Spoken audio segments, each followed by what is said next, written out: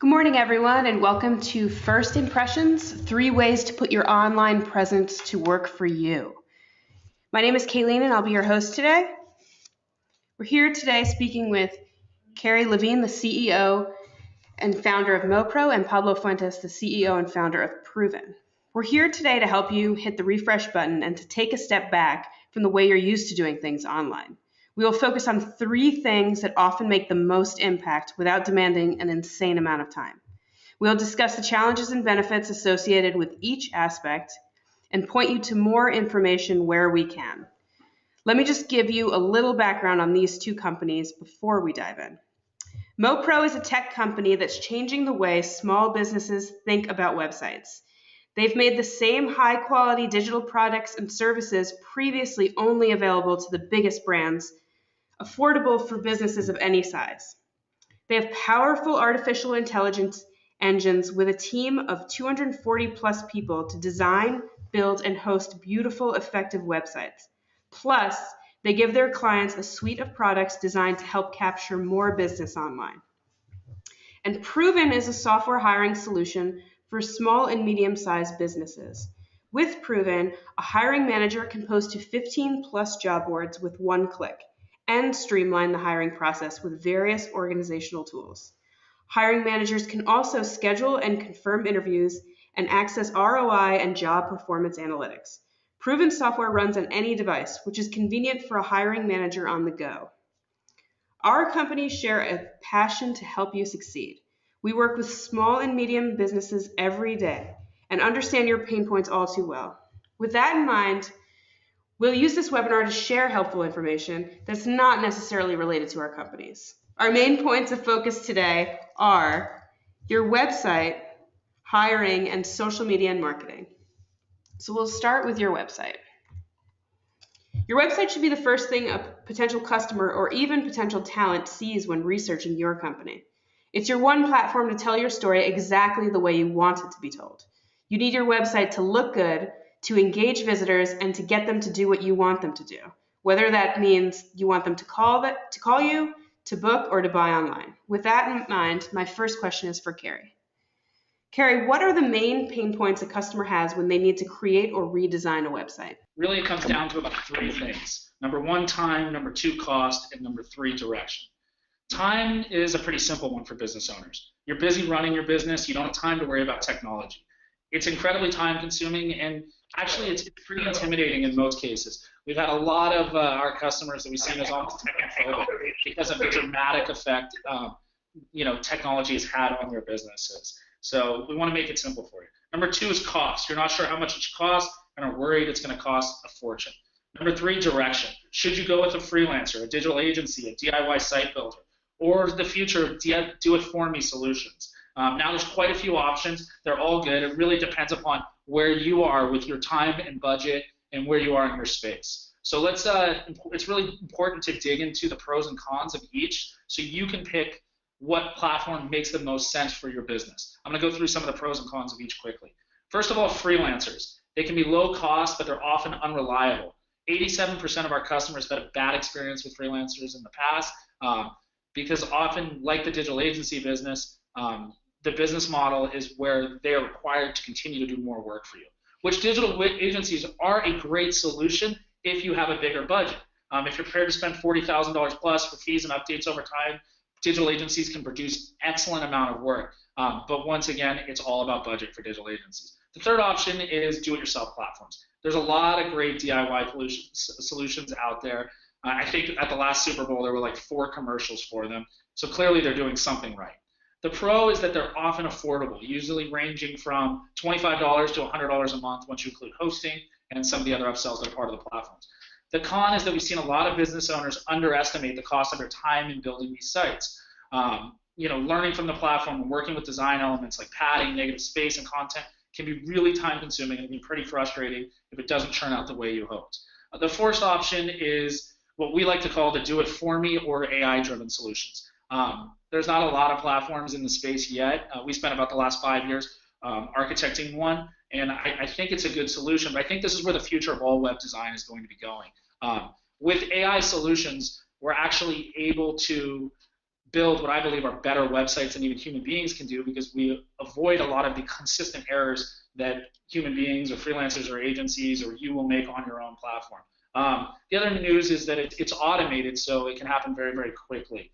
The end of the day, really, freelancers, digital agencies, do-it-yourself platforms, or do-it-for-me solutions are all great options. It just really depends upon your experience, your time, and what direction you want to go into. All right.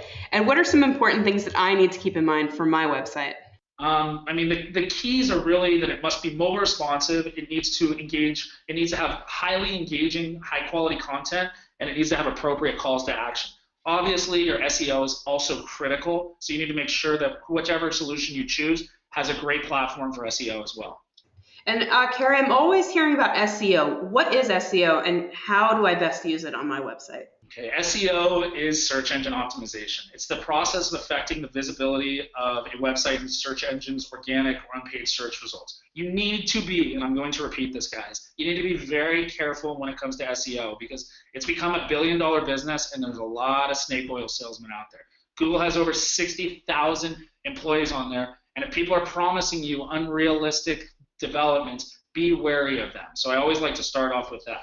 Now let's get into tips for SEO. The key is to give both search engines and your visitors what they want to see. It's obvious, right? The bots, the crawlers, the things you hear about, think of them like little robotic people, right? And the engaging content is the stuff they want to see. So we always start with HD content. Search engines want to provide their users with the best content. So by featuring high quality content on your site, you're giving them exactly what they want to see.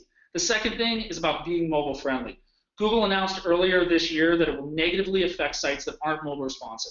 Let's talk about that, guys, because according to studies we've seen from the National Restaurant Association and several other industries, 93% of small business owners still do not have mobile responsive websites. What's a mobile responsive website? Well, think about it. You know, the majority of Americans have smartphones right now, and people all over the world. And if you have to pinch and drag to zoom in on your site, it's essentially non-mobile responsive. And if you do not have a mobile responsive site, about 90% of your people will leave in under 5 seconds when coming from a smartphone. That's a huge problem, so get mobile friendly. The third thing's pretty simple. Add keywords and phrases. And this is something you don't need to trust an expert to do. You know your industry, you know your product, and most importantly, you know your audience. That's why you're still in business. So make sure you're trusting your gut and you're adding the right type of keywords and phrases. The next thing is I really want you to join social channels and local directories. On the techie side, they backlink to your site and give your site more credibility. But on the other side, your audience is everywhere and they want to access you through the channels they're friendly on. So make sure you have a good presence there. Next thing I want to remind you to do is to blog regularly. According to HubSpot, people who prioritize blogging are 13 times more likely to enjoy positive ROI or return on investment. So it's a great investment for your business. And finally, there's some new technology features we have it on MoPro. It's called a social wall. You really want to feature that on your website because every time you update your social channels, you'll also be adding new organic new organic content to your site. So it becomes intrinsically like a viral loop where you're getting trusted recommendations from big platforms all the time. So invest in a social wall as well. All right. Thank you so much, Carrie. Now I'll be turning my questions over to Pablo, and these questions are about hiring. So your employees are the face and the voice of your business on a daily basis. You really want to make sure you find the best candidates and keep them. This is harder than it sounds. So Pablo, what are the main pain points associated with small and medium business hiring? Sure. So the big things that we see is that people struggle with distributing their job and knowing where to find candidates and getting the word out about their job posting. And then there's also writing the right job post to make sure to attract the right kind of candidate. And then there's also scheduling interviews, the back and forth with when is this person available, when are you available? And then lastly, onboarding people efficiently so that you have people up and running and are compliant with the applicable laws is also a challenge.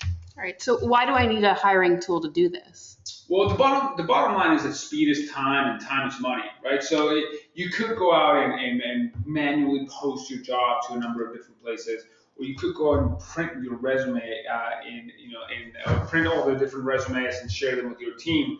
But if you want to get the word out efficiently and then organize and communicate with your applicants, you want to have, again, a good paper trail for compliance purposes. You're going to want to use a tool to do that because it will really help you with the efficiency of your hiring. All right. And Pablo, how would I get started writing a job post that's going to get me the best applicants? Yeah, so it's like when you read your email, you want a clear and specific title that really grabs your attention. And then you want to describe your company in a way that is appealing to people. You got to remember these are people that you are looking for. And then along the same vein, you want to be engaging, and photos are a big way to engage people with your brand, with your business.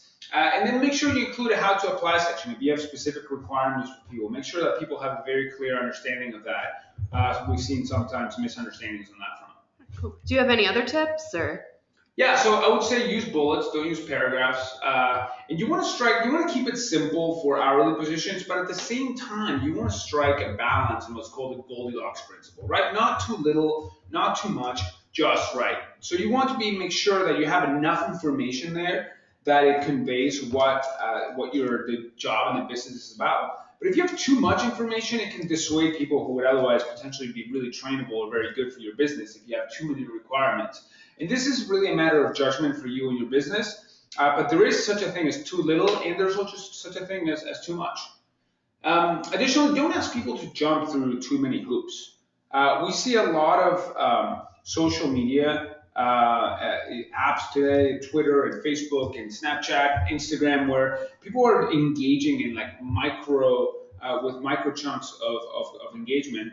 And you have to be really mindful that if you put too many barriers ahead of time, that could dramatically lower the number of applicants that you get. So if you want to ask more extensive questions, I would save those until the interview time, or maybe until the time that somebody applies and they've already shown interest and you've shown interest back.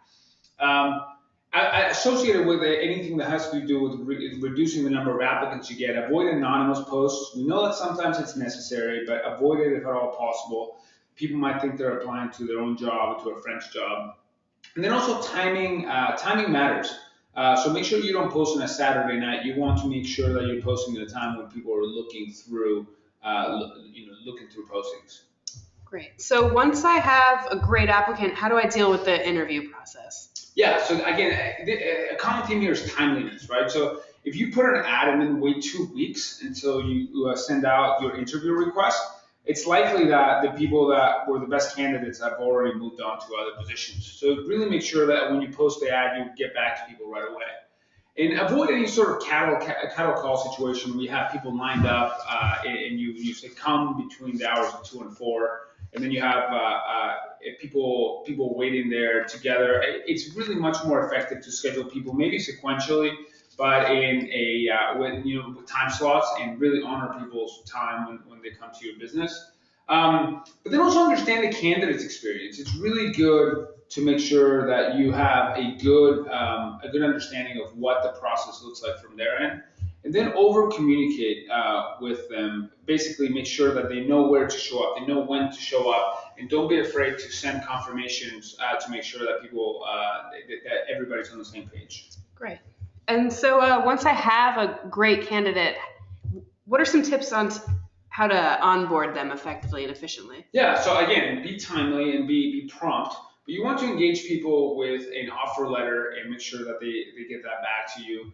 But really, there's a number of forms here. We've included a basic list, but make sure you always check at both state and federal level what forms apply to you. But you want to do the W-4, W-9, I-9, and 8850.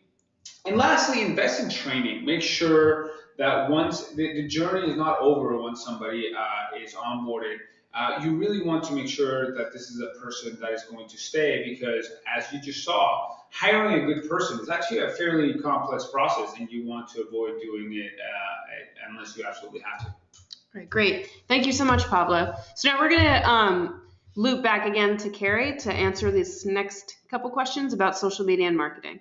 So my first question for you, Carrie, is what are the main pain points that SMBs have with social media and marketing, and how do I overcome them? Look, we all know it can be stressful to tweet and tweet and tweet and tweet and tweet, and it seems like nobody else is really there to engage with you. Not a retweet to be found. No shares to be had. It's disheartening to be putting all of your tweets out there and posts and getting no response in return. So I want to make sure that you guys understand that you need to have patience when we're moving through this process. This is it's a marathon. It's not a sprint. And how do I get started setting up my social media?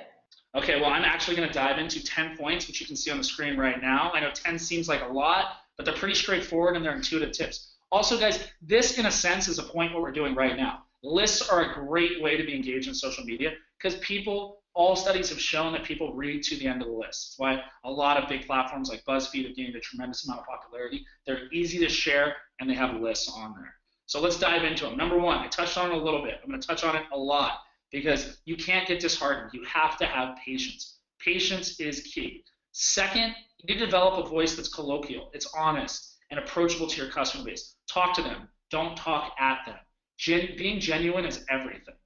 Number three, it's research. Keep an eye on trending content in your industry. Be aware of what is going on around you. Number four, engage in those conversations about what is going on in your industry. Engage with businesses that have a similar customer base to yours. Give input, give advice. You're going to get conversations started, and that's what people like to engage on. Number five, engage in conversations not just with peers, but with your customers. Find out what they love, find out what they hate, find out what they don't like, find out what they want to improve. You would be surprised how much they can teach you. 51% of Facebook fans and 67% of Twitter followers are more likely to buy from brands they follow. So you need to be there. Number six, we need to post at optimal times. Now, there's not an exact science to optimal times, but there's general rules of thumb, and I'm going to give you guys some key insights right now. Google Plus, a lot of followers. Usually you're going to see around that 9 a.m. to 11 a.m. time is a great slot. Twitter, 1 to 3 p.m.s, where you're going to see a lot of peaks. Facebook, 1 to 4 p.m. Tumblr, 7 to 10 p.m. You got a lot of millennials, a lot of young people logging on late at night. You also get Instagram works generally all day long, but you're seeing some key hours from 5 to 6. And Pinterest, once again, is more like that Tumblr audience where people like to do it at the end of the night before they go home. So you get that 8 to 11 p.m. slot. It's going to be really solid for for Pinterest. Number 7, use your social calendar and stick to it. Know how many times you want to post and to which platforms. And remember to stick to that plan. It's not just going to be great for your audience, but it's going to keep you on track and it's going to keep you engaged about what you need to do. Number 8, you need to share helpful content with your customers. Become a resource, and that's going to add value. Number 9, use the internet to research how to use the internet. There's hundreds of thousands of internet marketers, of industry experts that go online and post every single day. It's how they stay in business. So follow the big guys and you'll learn a lot. And number 10, we're going to end where we started with patience. Be patient. Seriously, you need patience for this. Like I said earlier, it's not a sprint, it's an ultra marathon. And then what are the best social channels for my business? I mean, again, it really depends upon your business. You need to ask yourself, are your customers tech savvy? Are they individual design? Do they spend a lot of time on Facebook? And you need to think about your audience, right? So if they're techie people, Twitter's often a great resource for them. If they're individual design, you want to look at Instagram and definitely Pinterest. If they spend a lot of time, if your audience is made up of family style people, right? The traditional audience, I would spend more time on Facebook there as well. It requires research, it requires testing. The key to it all is be everywhere. These things are not mutually exclusive, so I would try to be everywhere if I were you. And speaking of social media, if y'all have any questions, comments, or input, please tweet at us and tag it MoProven. So it's a combination of our names. So it's hashtag MoProven. And stay tuned for an emailed recording of this webinar, a copy of the slides, and a list of these great social media tips that I mentioned earlier.